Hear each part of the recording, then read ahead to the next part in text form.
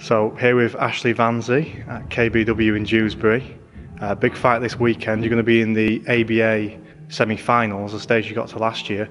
You've got an opponent called Dean Lang. How much do you know about him? Not very much at all, to be honest. I know he beat a good kid last time from Bulkington. I'd heard that he was a decent lad, and obviously beat him. You know, we've reached this stage now. We're all at the semis. I don't expect anyone to be less than good, and I'm expecting a good hard fight. But you know, the training that I've been doing with Martin Bateson is, you know, I feel ready. I really do feel ready for. I'm taking all comers, whoever's going to be in the ring. Obviously, I'm just seeing them as an obstacle in my way of getting what I want, which is that maybe a title, hopefully.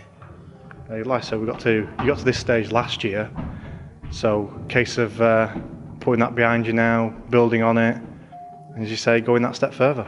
100%. Last year it was a different story completely. To be honest, I'm with a new trainer now who's really staying on top of me. You know, he'll work all day and then come to my house at 9 o'clock at night, and I'll be training till 11. And there's no arguments. You know, that's what's happening. And all respect due to him for that. You know, he stays on top of me. Whereas last year, I was more or less just left to my own devices and training myself.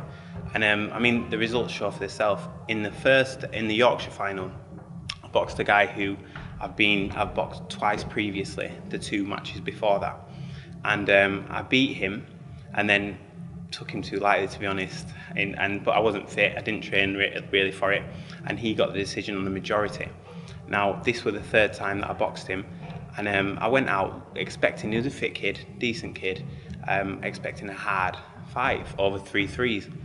And I stopped him within the first fight for Martin. I stopped him in about 8 seconds. Like, it was a freak thing to happen. Afterwards, I was like, you know, adrenaline's going and you're ready. And then 8 seconds in, I think it was the 2nd backhand I threw, and that was it. So you know, and then that was that. That was the first fight with Martin. The second one then was the GB kid Newell. He was a decent lad, obviously, GB development, and then managed to get a good decision over him. And then in the quarters, I boxed John Pontone, who I boxed last year. I beat him, I think it was 23-13. I was obviously studying the video, looking at what he's going to try do different, what I'd do if I were him, you know, just being meticulous about it. And what I did notice was that I beat him, and I beat him well, but I didn't really hurt him. So I was going in there again, expecting 3 threes, hard slog, you know, a hard fight. And in the second round, literally, he was asleep. Freak things happen, you know. You don't want to hurt your opponents, but I was sooner him than me, and I was happy to get the decision again. So the moral of the story is, I'm a lot better this year. I feel fitter. That's the main thing. I'm confident in my fitness. I know I can fight hard for 3 threes this year, whereas last year it wasn't the case. So there's going to be certainly no deja vu if I've got anything to do with it, and I certainly will have. So yeah, fingers crossed all the way this year. It's quite unusual in the amateurs as well, isn't it, to be stopping so many people. So you've been working on your power? We've been doing. Martin is a bit of a genius, to be honest. The things that we do, the shots that we throw, he does some really unorthodox things. And so I don't know whether they're not seeing him come in or what, but just because he stays on top of me so much, and he really does push me in the gym and has me doing a lot of body weight stuff, and it's just, my body's reacted really well to it, and I feel so much stronger than I've ever felt. And so I think it's definitely all credit to him, and hopefully I think good genetics as well. Like, my body's reacted really well to the training. I mean, we've only been together, I think it's about 4 or 5 months. And in that time, the progression that I feel I've made, and I feel so much better.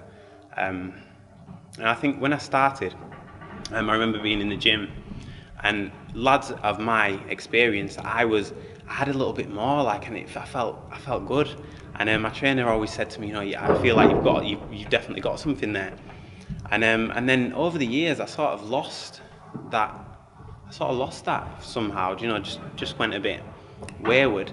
And now, training again, when I'm sparring again with guys of my level, I'm feeling that again. You know, I'm feeling that I've got that little bit more than them, that little bit trickier, that little bit, you know. So I'm feeling great again, feeling really good and confident.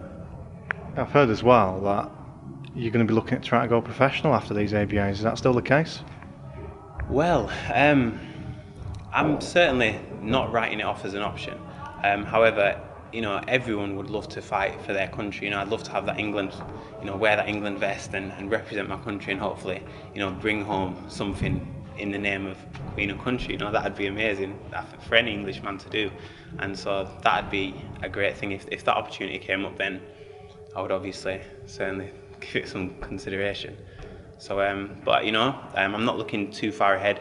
Now I've got Dean Lang a week today, and he's a hurdle I've got to get past first before the final, and then we'll see what happens after that. In terms of talking about the professional game, your brother Bobby, obviously quite a bit older than you, but he had a stunning career, doesn't he, as a pro? So you must take some inspiration from that. Yeah, I remember being a pup and watching him, on TV and stuff, and he was very flamboyant. I mean, we're completely different characters. We're completely different kettles of fish, but we do share some of the same blood. and yeah, but he was a great boxer. He was a great fighter, very unorthodox, very flamboyant. Yeah, he did really well. I think he should have done better. For one reason or another, he didn't. He got British and Commonwealth though, and if I can do what he did, then amazing. But hopefully, I'm going to strive to do the best that I can do. If you win these, obviously you mentioned the England squad. If you win the ABAs, I mean, the pinnacle now for amateurs is the GB squad, where you've got the big funding. Yeah. And in fairness now, a lot of GB squad fighters, they're earning more than some of the pros. Well, exactly. So you must look at that and think, okay, well, if I beat this guy or I can do this, then get down to Sheffield, get in the Institute of Sport, and hopefully push on to Rio in 3 years' time now. 100%. I've always wanted to visit Rio. Always wanted to go to Brazil. But yeah, 100%, and especially since I bought in the second round, obviously, of the ABAs, I boxed a GB guy, and he was decent, but I beat him well, so I feel like hopefully I don't see any reason why I couldn't progress to that level, but just like I said, I'm not looking too far ahead.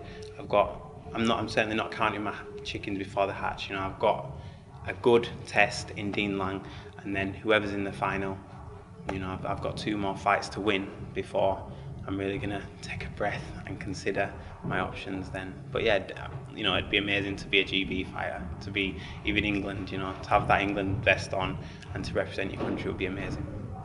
Excellent. Well, good luck. Thank you. Thanks a lot.